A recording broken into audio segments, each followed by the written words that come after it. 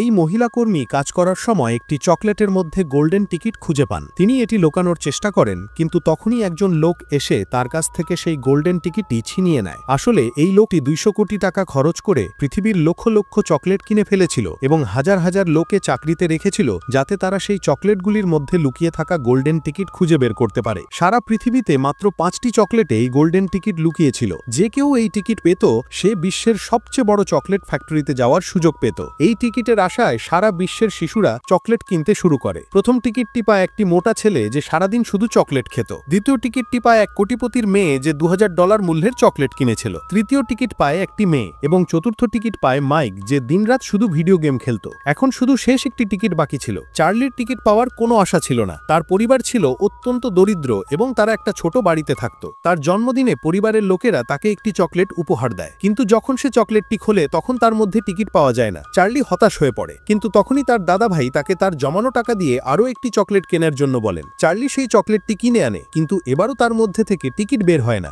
সে মন খারাপ করে বাইরে বেরিয়ে যায় এবং তখনই রাস্তায় কিছু টাকা কুড়িয়ে পায়। সেই টাকা দিয়ে সে আরও একটি চকলেট কেনে এবং যেইমাত্র সে চকলেটটি খোলে তার ভাগ্য উজ্জ্বল হয়ে ওঠে। এবার চকলেট থেকে গোল্ডেন টিকিট বেরিয়ে আসে এবং এখন চার্লি বিশ্বের সবচেয়ে বড় চকলেট ফ্যাক্টরিতে যেতে পারে।